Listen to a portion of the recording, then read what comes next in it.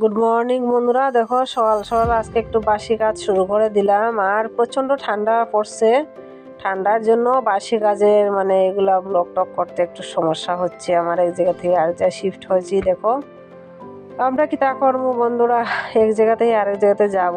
আর কি করব, নিজের তো বাড়িঘর বানানোর এখনো ক্ষমতা হয়নি। তো আজকের ব্লগটা কেমন লাগলো বন্ধুরা একটু বলবেন। আর এই দেখো ঝাড়ুটা দিলাম, প্রচণ্ড রৌদ্রের মধ্যে বসেছিলাম অনেক সময়, রৌদ্র ফুয়াইলাম, ফুয়াই টুয়ে আমি তো সব রকমের বাসা করি বন্ধুরা। তো রৌদ্র ফুয়াই তো প্রথমে ঘরটা একটু ঝাড়ু দিলাম রৌদ্র আইসেতে। তো আজকের ব্লগটা এই দেখেন, এই ঝাড়ু দেওয়া শেষ হয়ে গেল গিয়া।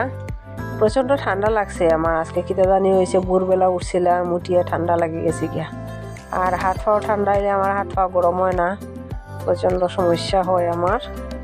আর এই দেখো ছেলেরা কইছিলাম ক্যামেরাটা অন করো, ধরো একটু হে দুষ্টামি শুরু করে দিছে। তো ঘর মোছা ঝাড়ু দেওয়া শেষ হইলো সকালে সকালে। তো একটু ঘরটা মোছামুছি করে নিলাম, ঘরের ভিতরটা একটু অন্ধকার, তার জন্য ঘরের ভিতরে ক্যামেরাটা ধরিনি। তো দেখো বন্ধুরা, এই যে আজকে সারাদিনে এই যে আমি পূজার রুমটা মানে জায়গাটা ভগবানের ইয়েটা মানে একটু রেডি করলাম, করিয়া কুশি উশি পাতাইয়া তান্ডে একটু বসাইলাম। তো কেমন লাগলো বন্ধুরা ব্লগটা একটু বলবেন। আর এই দেখো দুপুরের সময় মা একটু মাছ পাঠাইছিল, তো এটি বানাইয়া রাখছি, রাত্রে রান্না করবো। তো সন্ধ্যার সময় বন্ধুরা দেখো আমরা বইছি সবাই মিলে একটু পড়তে বইছি। আর দেখো পাশের রুমে আরেকজন আছে আমার ছেলের মতন, তো তাইও বইছে পড়তে একলগে।